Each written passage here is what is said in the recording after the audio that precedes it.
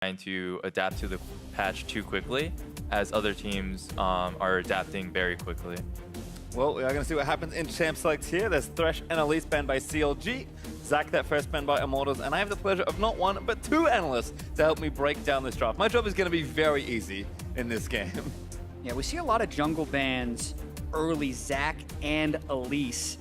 I see CLG as a team that bans, or that is willing to flex Maokai in the mid of the top lane, and Immortals is a team that banned Maokai and Shogath yesterday, so I wouldn't be too surprised if I see Immortals ban out the big tanks here. Well, there's Galio actually banned for CLG, so even more tanks actually getting targeted here. Kind of interesting to see also the jungle focus. We already highlighted Dardoch and Xmithy are going to be pretty big as far as the overall impact on this game goes. And Immortals' last ban is Caitlyn, so a lot open here for CLG in their first pick.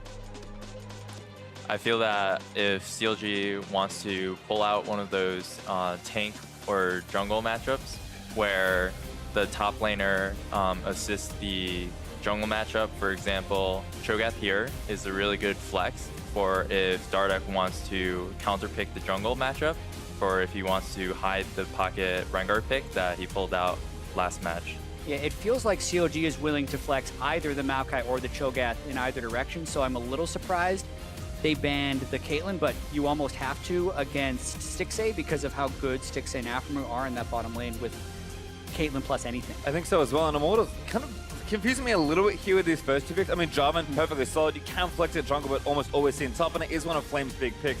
And Jhin is a perfectly good pick, but if I ever see something like a big tank like Cho'Gath as the first pick, I'm almost instantly, like, shied away from wanting to pick something like Jhin, because he just cannot bust through the sheer amount of health or resistance is there.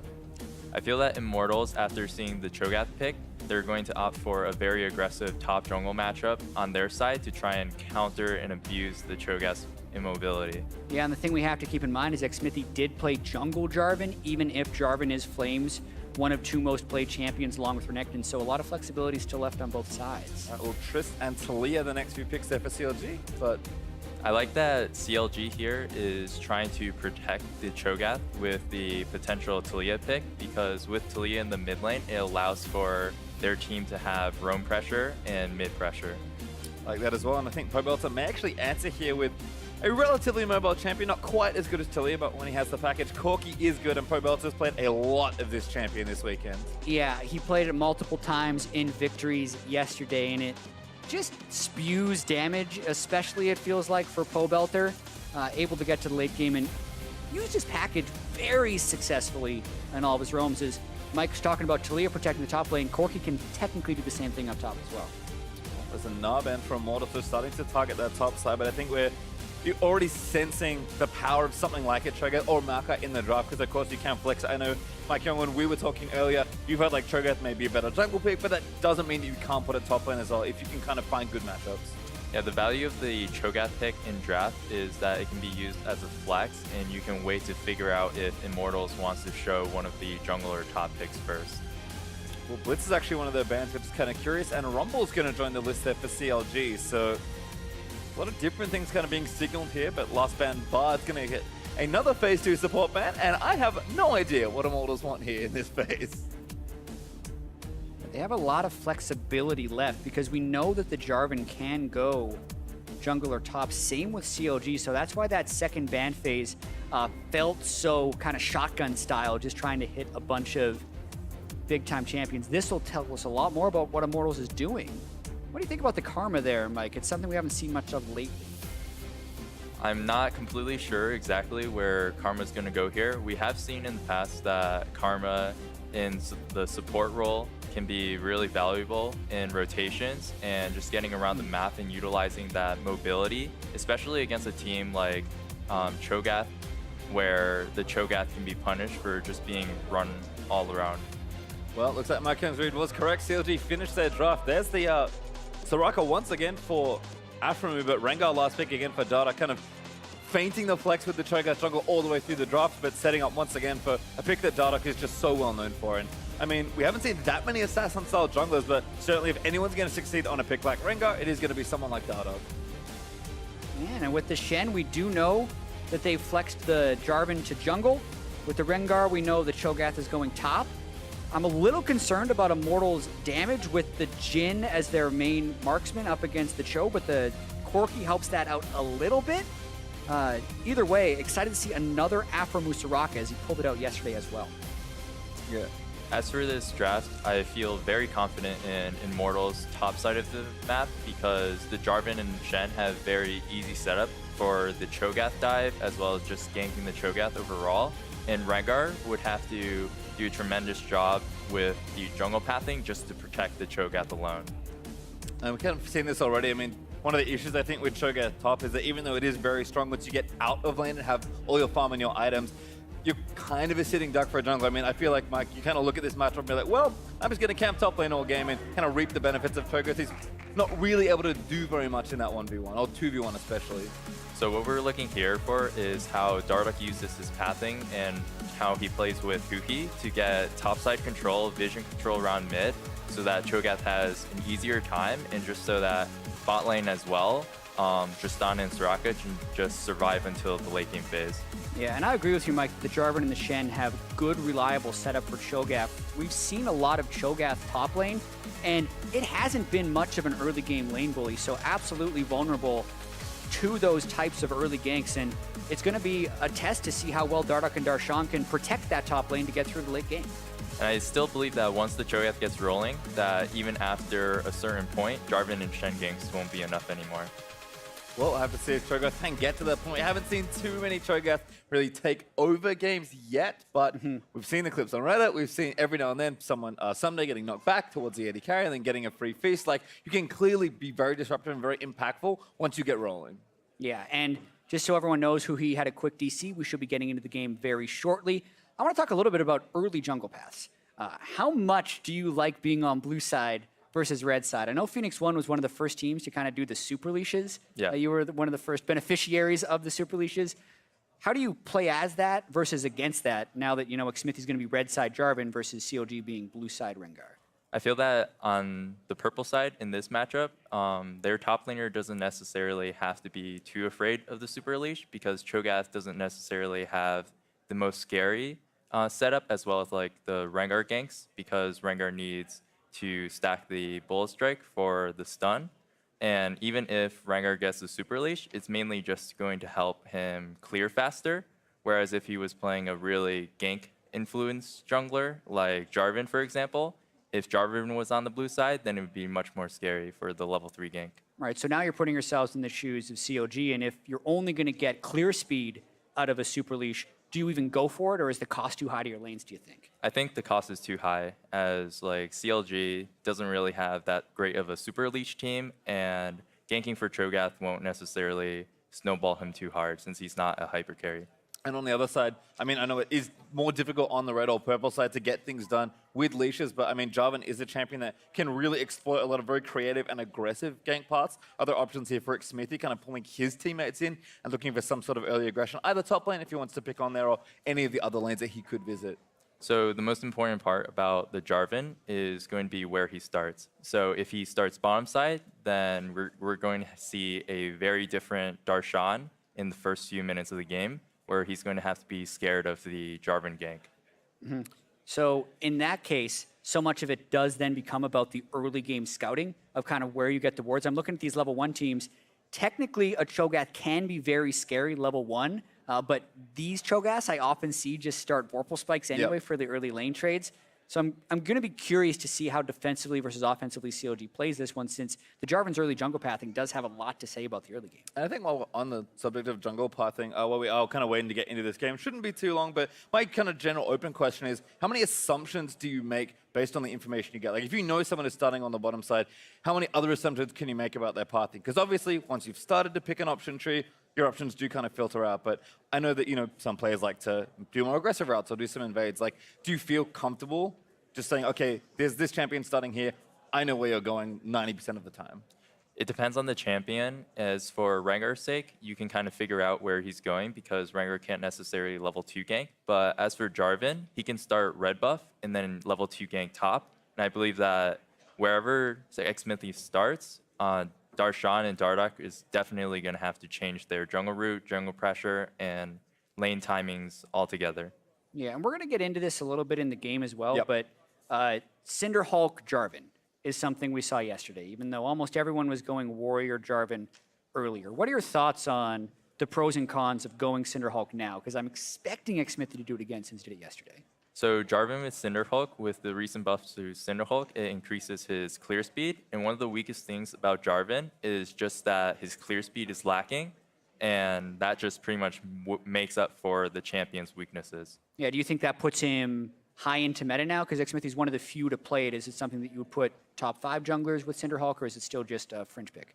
I think it's still a fringe pick until people experience some practice with it, some results with it. And right now it's just Xmithy's pocket pick, as well as Moon's. I just feel like in general that, again, we've really just had, we've had actually just had a week on this patch, so there's so much to consider as far as what the teams are learning. I think next week, teams I'm sure will do a lot of prep work and kind of have a much better idea about what's going on. But for me, every team has kind of had their own interpretation. I think Immortals really represents to me like, we're just going to play how we want to play. When we look at Cloud9 in the last series, I think they're also saying that we just kind of want to play the way that we think we should be playing on the patch, rather than just playing like Cho'Gath and Makai and really playing all the picks that people consider to be those top tiers. I mean, I guess as far as from your side, Mike, watching P1's games, it does feel like you guys kind of took a lot of those strong champions and just played them. Do you think it's team versus team about how you should be approaching these things, or do you think you should just be like, okay, we're here, we should play the meta champions because that's the best thing? I think the best thing for teams to do is to continue and play their style of game, but you can kind of incorporate the meta champions, but don't change from how you usually play.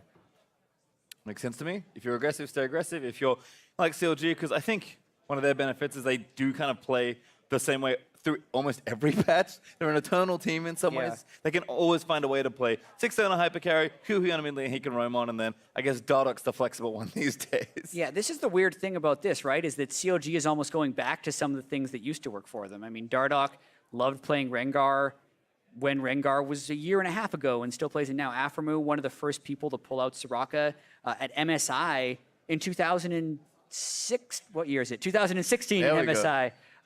So that's kind of what we're having to ask on this patch too, is what year is it? Because of seeing Shen versus Cho'Gath in the top lane sometimes, and even this game we're seeing a return of Karma in the bottom lane, maybe to start trying to dodge some Cho'Gath ruptures in the late game or just move around the map faster. But definitely some really interesting things that are happening to the meta this patch. And I have to ask in general kind of what we are, again, still kind of waiting for things to move forward. We have seen the team comps already. As far as like what these teams are looking to accomplish with their drafts, because I think IMT have a very specific way of wanting to play and have drafted thus. So CLG also sticking to their team comp, but maybe picking a few more meta things. We've talked a lot about jungling, but maybe general moving into that mid and late game. We are seeing games end very quickly. I guess what do we need to see from these teams based on their drafts to have a successful game? Because again, this is a very high stakes match for both these teams. I think that Immortals team comp is very straightforward, where they have a very strong front line and back line, where they have the strong initiate with the Jarvan and Shen just to start a fight, and then the Corki, Karma, and Jhin just to finish out the fight, either to kite back or to continue going in. And if we look on the CLG side, as maybe have to hold that thought. All right. Crowd is cheering, the camera is panning. That means we have some League of Legends to play. Yeah, and when I look at the CLG team composition, to contrast with the Immortals team composition, they do have a lot that revolves around the team. They don't have a reliable type of initiation that Immortals is going to have. So as far as picking their fights, they have to be a lot craftier in how they do so. Try and catch Immortals when they're pushed up, wall them off with Talia. Rupture is not a reliable initiation. And Rengar Ultimate also is fairly lacking as far as that goes. So I think CLG is going to have to fall pretty far ahead, get pretty far ahead in laning phase, or counter the initiations of Immortals. Well, we'll see if they can maybe move some sideline pressure as well. We've seen a lot of that from Huhi in the past on the likes of Talia. But once again, we will be paying extra special close attention to some of these early jungle starts. Right now, teams just fanned out across the river. Other than that, we'll see if anyone can get some vision down. CLG's got a defensive ward, but haven't seen teams really group up and try and get some vision. It feels like everyone's happy to just kind of play with the standard level of information rather than invade and really make sure they know what's going on. Yeah, and I really want to track the early jungle routes with Mike here as well, because no early wards as of yet for CLG. How important do you think it is that they get some vision of Jarvan? So it's really important for CLG to get vision of Jarvan because he can start pretty much anywhere at this point. But if anybody leashes, for example, Shen or bot lane leashes, then CLG can kind of get an idea of where he starts that way. Well, from what we can see, because it's nice we can see the whole map, Flame and Xmithie are going to be grouping on just the red buff. So you kind of mentioned already that we could see a lot of early aggression. I mean, you can go from red buff straight to a lane if you so desire. Yeah, we get the luxury of being able to see both sides here, Mike, so we can sound smart while we're talking about jungle. That was a very fast clear of Raptors, pretty much without assistance on Rengar, so Dardoch's going to be experienced up pretty quick. Yeah, so with Rengar, you always want to start in early camp like Raptors because of his AoE Q clear, and that just allows him to get that extra edge onto the Jarvan. Looks like maybe an invade actually from Xmithie. He does have a ward to put down, although actually wrapping around back to mid lane, so gonna try something here. Oh, level 2 though, is here for Talia. Pobelta going straight in for it. Now Hui gonna pop the ghost and try and run away. EQ not gonna land. Flash from Xmithie doesn't quite connect, but Hui does burn both summoners there. Yeah, I mean, Hui was ghosted the whole time, so even though Xmithie tried to flash follow, he just wasn't moving as fast as Hui.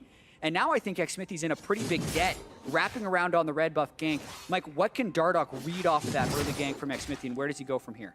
So Dardoch in this situation can read off of Xmithie's route in his entire route at this point of the game, where he has a few options to either just do Raptors or go to his bot side of the jungle. And right now, he is predicting if he comes to the top side, then they can just do the counter gank or just do the solo gank. The rupture. Dardoch gonna move in here. Darshan already hit that first Q. Taunt's gonna miss, but Flame will flash away to safety. Great bit of pressure though from Dardoch, and credit to Darshan for hitting that very tricky skill shot. Yeah, I wonder if they're going to try and pressure more. Still teleport up on Flame. This is kind of buying time for Xmithie to get back in the jungle. He knows the gank was with top lane, and he's just going to farm back up. So the fail of the gank in the mid lane from Xmithie allows CLG, Darshan's side to play so much more aggressive into the Flame because they know that the Jarvan only has camps in the bot side of the map. And you can see here that Darshan is just pushing the waves in and just making Shen have a difficult time farming under tower. Yep, Darshan is going to leave and maybe get some vision down as Dardoch clears his left side of the jungle. Have a quick look here at the jungle proximity of Dardoch versus Xmithie. Not too many massive differences. Maybe mid there for Dardoch being the one that sticks out immediately. Yeah, always curious to have that read against enemy junglers. Mike, you played against both Xmithie and Dardoch. Did jungle proximity stats mean anything to you, or does it pretty much just a feel of junglers? And do you notice any tendencies from either of these guys that you can just guess where they're going to be during a game? So whenever you're playing a game, the stats don't necessarily matter outside of the game. And when you're in the game, everything that matters is just how the lanes are playing out. So which lanes are pushing, and the matchups matter much more than the players. Cody Sunanola getting some shoved in here. They do check in with the bottom lane. Certainly going to again be kind of hammering that jungle focus for the next 5 minutes or so, but pretty stable 2v2 it feels like here. I mean, Jixie and Afro just want to farm. Soraka's not too threatening as far as her 2v2 presence goes. Looks like Cody and Ole trying to play aggressive as Xmithie sneaking into that top side of the map looking for a lane gank. Yeah, this is what we talked about earlier. The potential low mobility of Cho'Gath, but it's a flashless Shen and a flashless Jarvan. So here, CLG's top laner isn't very gankable because this gank can be predicted very easily. Ooh, very nice from Dardoch. Who leaps onto Pobelta, forcing the flash. Bowler is going to miss as a result, but feels like every time Dardoch's entering a lane, he's getting at least a summoner spell out of it. Really efficient stuff from this Rengar. They're pretty unlikely as well, I feel like. A lot of times Rengar waits till level 6 to get the really big ganks off. Just being able to walk into 2 lanes and get 2 flashes sets up his level 6 really well. Dardoch still looking to pressure it wherever he can. Only one camp that we can see, but Dardoch is going to walk in and check it. He's going to see the Raptors, but hadn't seen Xmithie just yet. He's not far away though as Dardoch. He's going to try and start this camp. Now spotted him, no sneaking around, but Dardoch does have his smite, able to take that away, and Xmithie just kind of has to watch. Going to leap back in now, but Pobelta not even there just yet. Dardoch taking low though. Jarvan doing a lot of damage, going to force that flash out of Dardoch. So this is really interesting because even though Dardoch used his flash, they get so much of a lead everywhere else for CLG. Because CLG was able to steal the Jarvan's Raptors. Face check here from Hui's kind of problematic, but here's the other way. Xmithie's just, all right, I'm out of there anyway. As you can see, the early XP advantage kind of across the map, CLG feeling ahead here. So what I was talking about before is since Dardoch was able to take the enemy Raptors, this makes it so Jarvan can only do bottom side camps afterwards, and CLG can kind of read this type of path. So you see here that Aframo is playing much safer, and then Darshan can just get the perma shove continuously.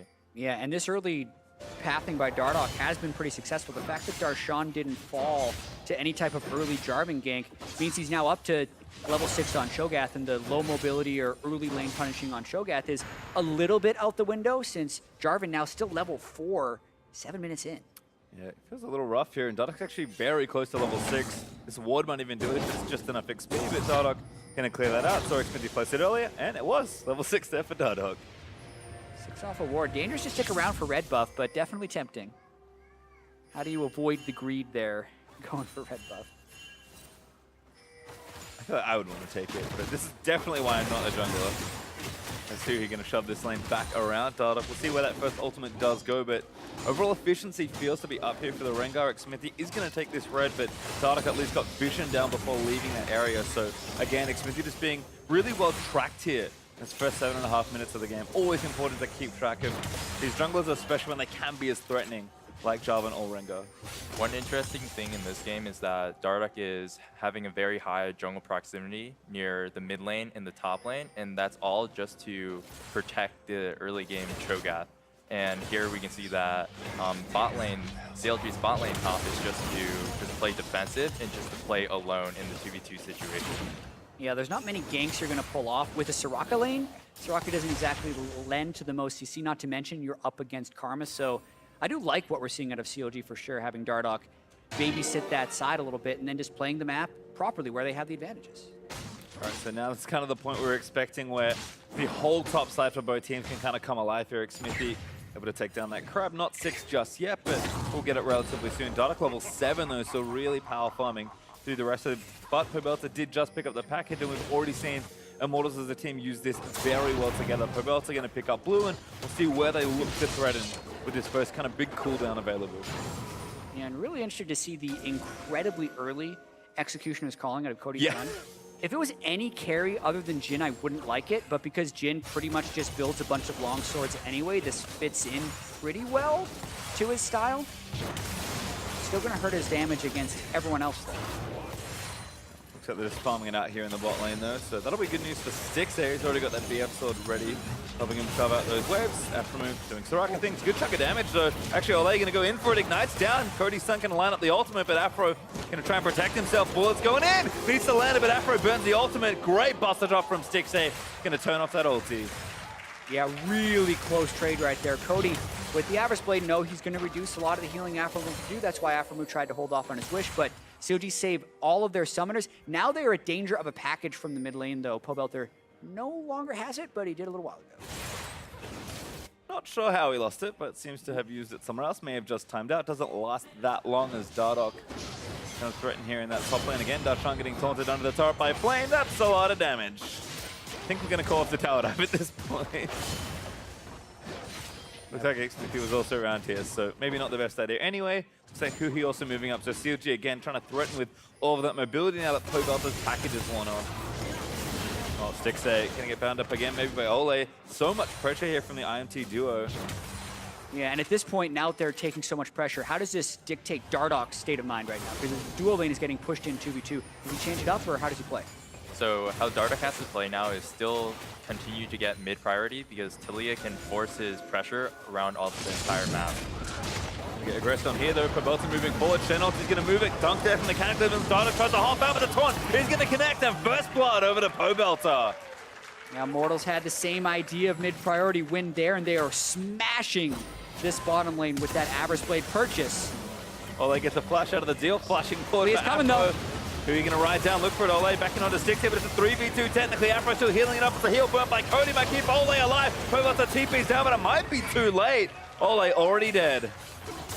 Dive might continue though. Smithy's Jarvan is on the way. Gonna keep going for it. Could be a dive set up here for Immortals. Wave is in. This looks very dangerous for CLG.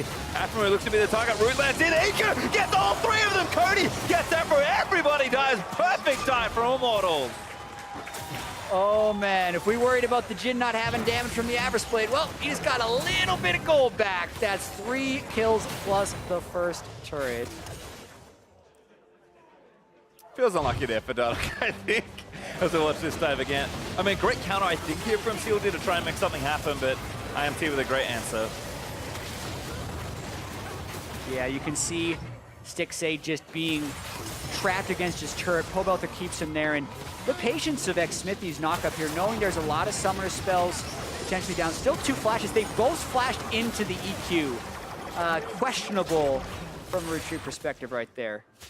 Here we can see the value of mid and jungle priority because CLG, since Dardak was the one on the retrieving side where Immortals was able to win through the Jarvan gank onto the Rengar, they were able to move down with an extra member, and that just turned the fight, and they got first tower off that.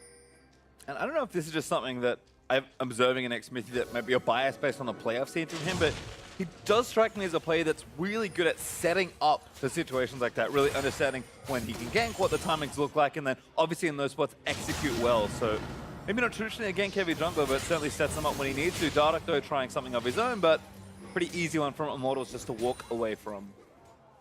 Yeah, I see it's really difficult for Dardak to try and get back into the game right now. Mike, if you were the Rengar in this situation, how would you try and get back in anything? Because bottom lane was losing, mid lane priority's kind of been lost.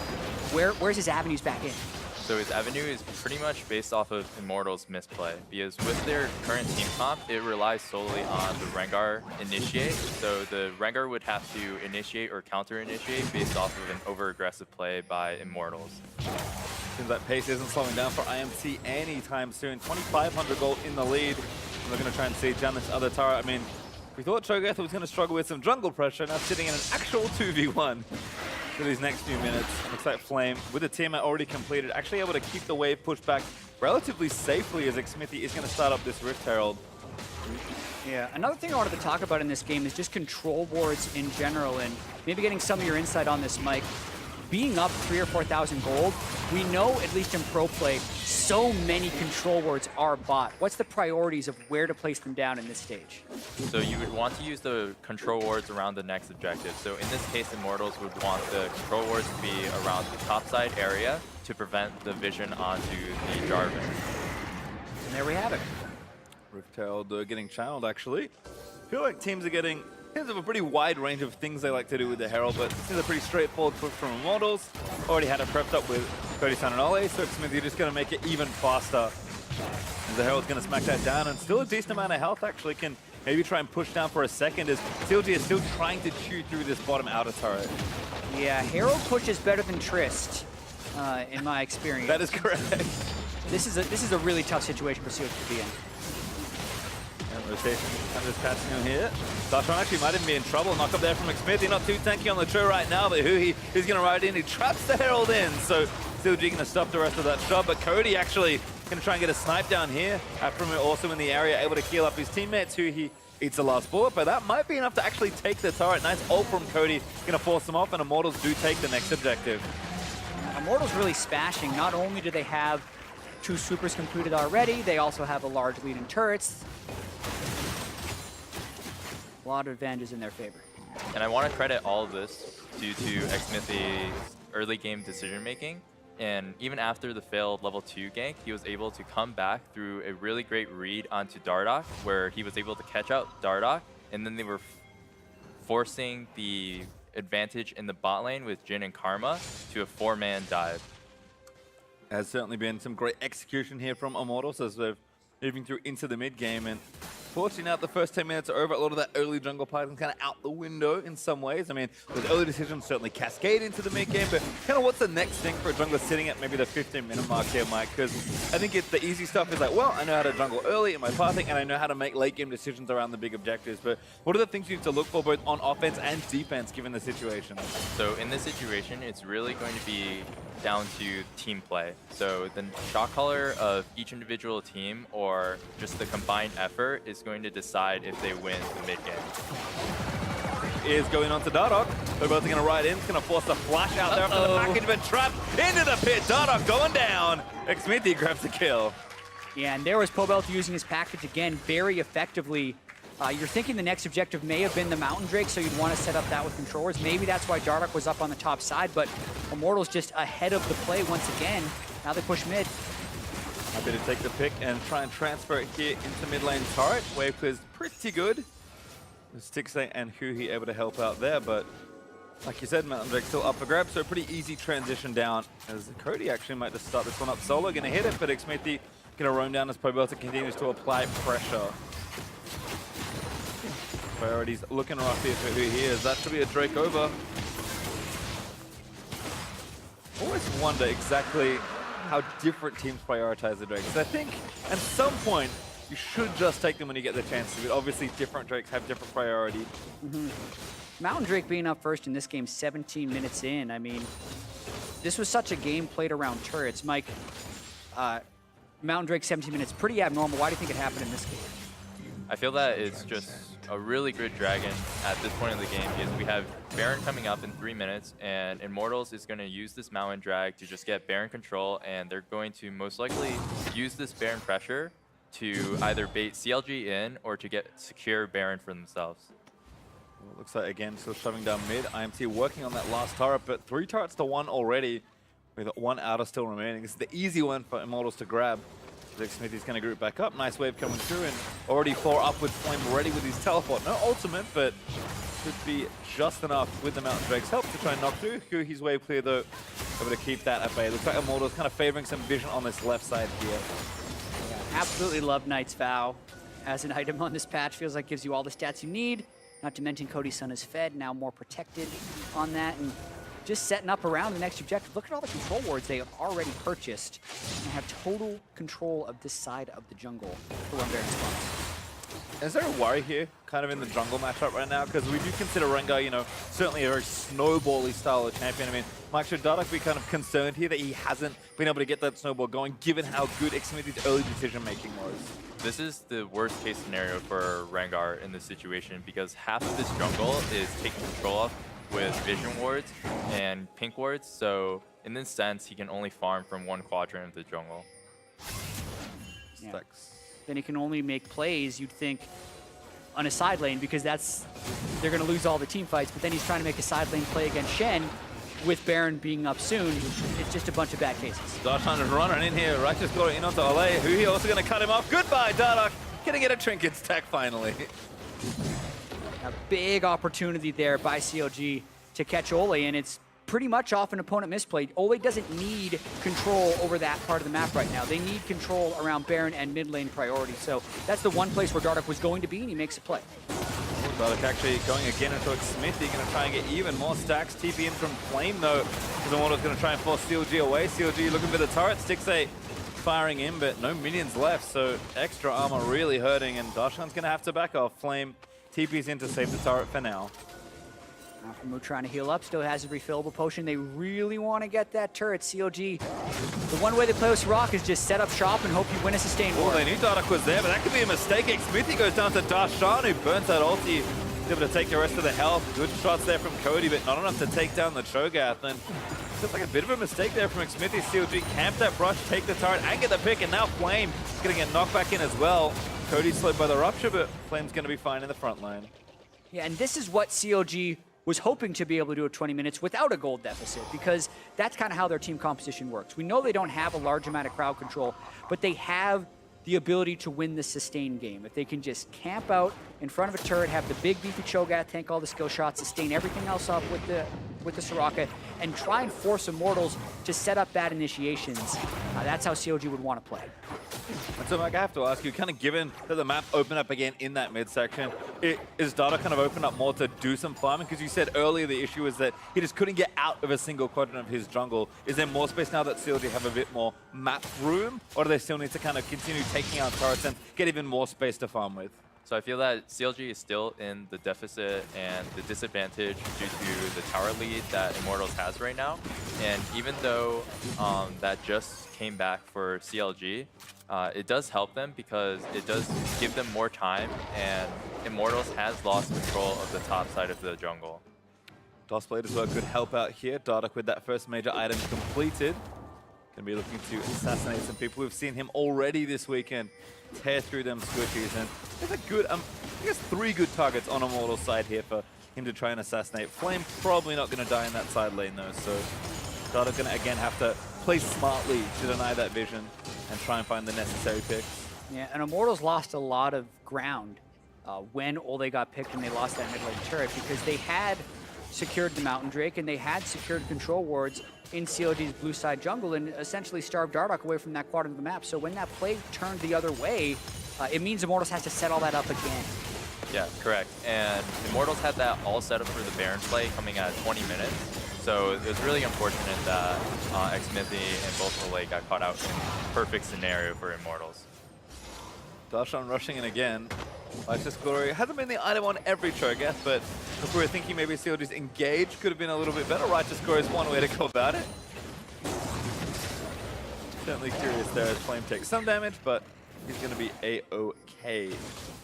CLG just clearing out vision here, and Immortals just still trying to hammer away at this turret. Needs a couple more shots, and looks like this might be enough. Has to dodge out from the damage of Huhi, but there we go. Able to take that down. Darshan's Righteous Glory not back up, and gonna need a pretty big rush to try and take it down. In fact, Huhi, they're gonna cut him off. Cody Sun with a flash. Pobelta flashes out there as well. Two good subs there for Huhi. As Ole evaporates, Dardoch able to chase one down with his ultimate. Darshan even gonna flash in, looks for Xmithy, but the silence does not land after the J4 flash. Yeah, they got 3 flashes on Immortals though there, so if Huhi can go and get the next Weaver's Wall with a pick like that, they can make something happen. This is another siege scenario where they have a numbers advantage, so this could be another turret for CLG. They're looking for it, but they can actually try and make a play. Immortals diving onto the carries, got Flame too late. Darshan eats Xmithy, able to take him down as he does fall under the turret. Flame picks up the counter kill, and Cody Sun sniped Aphromoo on the other end of it. Stixxay also going to get rooted up, but able to buffer the jump out before it happens. Black Taunt for Flame, onto Huhi, he's going to take him down. And now chasing it onto Dardoch, IMT throwing that gold lead around as Cody Sun trying to get those last few shots in. Dardoch dodges out of the way, but Pobelta there with a missile, able to take one down the ace, almost complete. Stixxay needs to dodge these missiles, does do so, he gets back safely, but Immortals find a way back in. Yeah, killing Soraka early in that fight was really key. CLG really didn't have many other plays other than to push mid right there, so they forced Immortals into the fight, but this time, Immortals is able to convert. And Dardoch not going to be available to steal this by the looks of things. Seen a lot of miraculous Baron steals this weekend, and CLG actually going to keep it. This could be the problem. He doesn't have Feast, but Immortals doesn't necessarily know that. All right, well, Baron already dead, so I think Darshan just TP'd into die. Gets a good double knock onto the carry. Stixxay looking to play clean up as Cody's low. Should die to Darshan, and Stixxay able to take down Pobelta. Darshan doesn't have that last kill, but Stixxay dies on the other end of it. Xmithy able to claim his life, and Darshan probably not getting out of this either. Yeah, it'll be a little unlikely if he's able to survive this one. He's hoping for an eat. He has it back up. Oh, silence is in. Really wanting away, but yeah, Flame shuts that down. I will say, I'm very sad we didn't get to talk about a Baron contest there. That was the next thing I wanted to go to. But instead, we'll watch this replay. Actually, our CLG had a really nice fight for themselves here with IMT kind of running them down. Yeah, we need to watch where Aphromoo falls here, because that's one of the clutch things. So Darshan's taking turret aggro. Huhi gets ulted on, and Aphromoo's pretty low. Oh my god. 4th shot from that lethality Jhin build takes him down. At that point, CLG's in a full retreat. Not a whole lot they can do. Flame able to follow up nicely with the taunt. And then Stixxay the only one left at the end of it. Fancy Speed for Dardoch does not get him out of this. Yeah, so Mike, now with Baron on Immortals and double Knight's Vow, where do you see the first place of attack for them being? So the first place of attack is always the mid lane, so you would always want that wave to be shoving. Otherwise, CLG can counter with pushing the mid lane if they don't get proper control of the side lane vision. And is it a consideration where, in general, you kind of do things methodically, like take the mid lane turret and then take the next tier 2 on your strong side and then rotate down? Do you prefer to play that way? Or do you think, like, sometimes you, based on comp, you need to kind of brute force down one lane and really open up a lead for yourself? It really depends on the matchup, and depending on how strong you are in a situation like this, where Immortals is just taking this pretty slowly, where they want to get vision control in the jungle first, so they can rotate between multiple lanes at once. Trying to do maximum damage there as Knight's Vow for Xmithy onto Pobelta. Yeah, they rebound, so they now have Knight's Vows on both the Corki and the Jhin, and then an Ardent Sensor on Karma. Trying to get all the synergistic support items in there at once. And again, just some really nice cleaning of vision out on this bottom side to give IMT the opportunity to bounce between bot and mid as they choose. Gonna be a little tough perhaps here. But although Flame is creating, I guess, that third wave of pressure, so I'm gonna see that set up across the map here for IMT. We do again have Baron buff for another minute and a half. Still pressuring in. It's going to be really difficult for Immortals to siege anything without making a pick, due to CLG's pick on. Oh, there we go. That's exactly it. Flame trying to push up the side lane. There's actually 3 here, but Flame already dead very quickly. Not really that tanky. IMT gonna try and answer with a turret. Smithy back quickly, but Darshan not able to save that turret, but it's only 1. I think CLG will take that. Yeah, I think that's a pretty good pick, and I think that's how CLG is going to try and extend the game. Anytime they try and do a 4-1 or a 1-3-1, CLG has the tools to collapse a little bit faster as long as they're going onto the Shen. Like smart stuff there. CLG able to kind of cut the rest of that push off.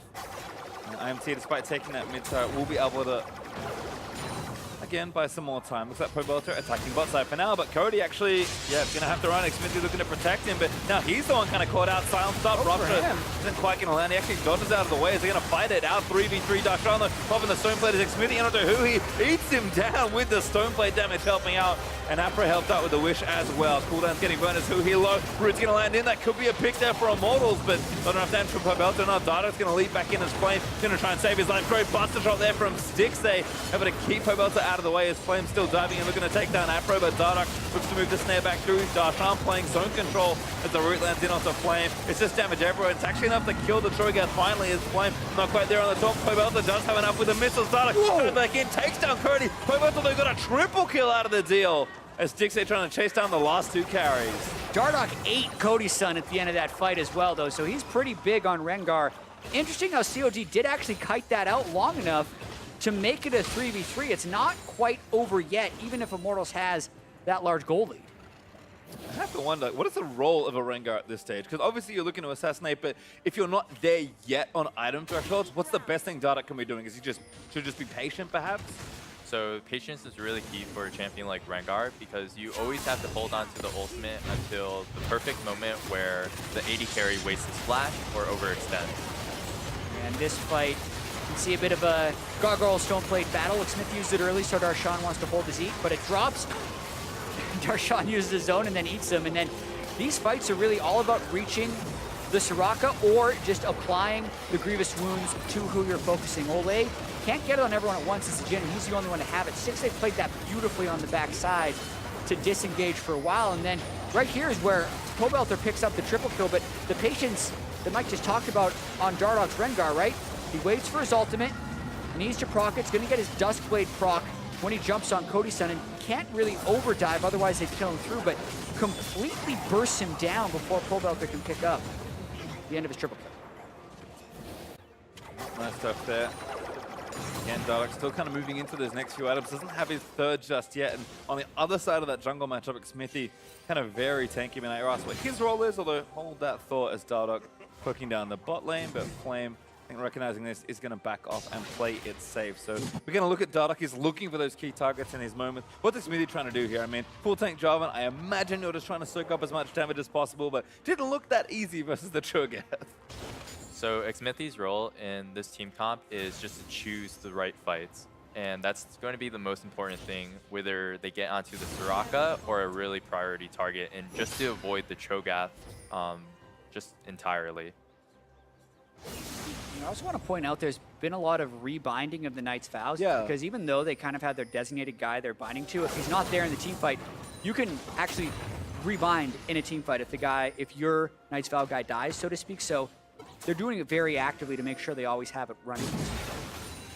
Kind of smart there. One of those items that rapidly picked up in popularity, I think, to the happiness for a lot of our color casters here. Finally, everyone's buying Knight's Vow.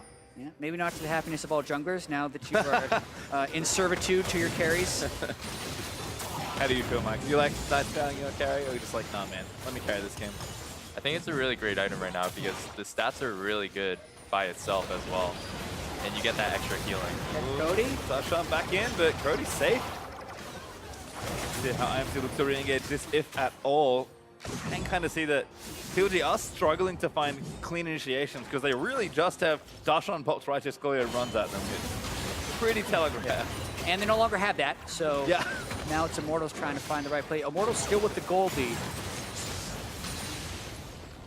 Playing down mid lane actually, but CLG are trying to really threaten this Baron. I mean, Troygath is a champion to enter the metagame so recently. How much of his presence changes kind of your math around big objectives like Baron? So pretty much CLG can choose when to Baron as long as they get a pick. Well, looks like pick maybe for Immortals is the go. There's actually Dardoch down. That's 1 of 2 potentially, but Flame going to go to the backline. Huhi getting chunked massively low as Pobelta still throwing in missiles. Sticks there though, off to the side, hitting onto the tank. Pobelta went a little too far forward, got kited out, but he's GA. He's going to pop him by time. Sticks falls to Flame and Darshan caught, and the rest of the team should be going down here as well. All clear for Baron as IMT take 3 kills for nothing. Yeah, not too common of an item for the Corki, but the GA on Pobelter comes in huge right there as he's willing to overcommit and get some critical kills for Immortals. Now Baron over to them. Ocean Drake up if they want to, but again, looking to maximize their attack here. We'll watch this one again. Yeah, I mean, we're talking about who can pick whom right here. Dardoch still very squishy. Xmithie even sweeps to make sure he's not the one getting picked off. Gets enough CC onto Dardoch that Pobelta can jump in and finish this one off. Flame then ults in, gets a catch onto Huhi, and most of CLG's damage is in retreat.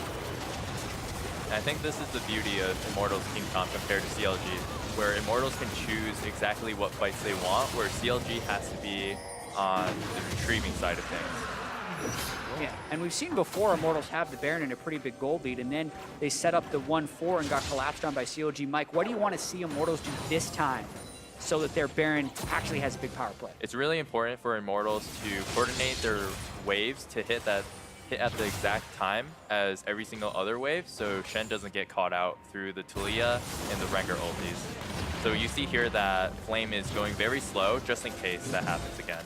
I think, yeah, was definitely very careful. IMT though taking that tier 2, so Flame's going to have to speed it back up. Titanic Hydra should make pretty short work of those waves. And again, can join with teleport if you need to, and ulti in just a few. Yeah, that's the big thing. Worst case, Flame can join a 5v5 that CLG has tried to initiate as 5v4 rather than him just dying on his own. Certainly needing to crack some inhibitors though. Oh, Dardoch, very cute. Steals the blast cone away. Oh, maybe not that cute. Almost gets himself killed for it. Trying to kill time. Immortals now with the Shen, but they have everyone in CLG in vision, so they can push with impunity. Pobelta is so strong at this stage. He's able to chunk down that turret with Cody beside him. I mean, having 2 marksmen is pretty good when you're in any sort of siege situation. So IMT just going to rotate back towards mid, and we'll start a different set of pressure here. Just trying to crack as many inhibitors as possible. I mean, is that the goal here? Or are we just trying to get? Goal is also to kill the Nexus. That too. Another thing that Immortals can look for is just the summoner spell timings for Talia in the Tristana and the Soraka here, where Jarvan's ulti can be very valuable in this next fight. I'm actually curious there. I imagine it changes on different teams, but kind of who's responsible for those timings? Maybe just speaking from your perspective, Mike. Just coming from my perspective, it's everybody's responsibility depending on who sees it. Okay. Just the team thing there. Darshan in onto Xmithie, silences him down, but relatively tanky. Rupture's good. They're going to try and eat him down. That could be a kill, but not enough as Flame's ulti able to help out and save him. Dardoch, though, still looking for that flank as Darshan getting low. Jumped in onto Ole. Not enough, and he flashes out. And now IMT turn around. Great wall from Huhi, though. Going to cut them all off, but Cody's son's got Flame in front of him to try and fight it out. Now going to get silenced, but damage not quite enough from CLG. Cody now going to let it rip. Probably not going to get a kill. Darshan, a big meat shield. Dardoch, though, eating that last bullet. Taking a pretty sizable chunk of his health as Flame. No, Pobelta, I think, going to TP back in. Doesn't matter who it is. It is actually Flame, but IMT able to take down this next turret. And Pobelta is so strong, just forcing everybody out with maybe 1 or 2 autos. Yeah, that's one big thing about this team is while Cody's son is getting the lethality snipes on the squishy targets, it's Pobelta who's shredding the tanks in the front. Oh, Xmithie gets out of there. Cody, oh, never mind. Shoved back into Huhi and just shoots him for that final kill. Looks like IMT going to clean this one up. Nexus starts falling everywhere. CLG far too long on the respawns in a 5v3. They'll do what fighting they can, but Stixay going to get rid of the Nexus exposed, and that's going to be Immortals taking game number 1. Yeah, in the battle for first, Immortals get the first win on the red side as well. They had the team competition reform initiation. Xmithie made some very crucial decisions early on in the jungle, get them the lead, and they did not give it up. Did feel like, in hindsight, looking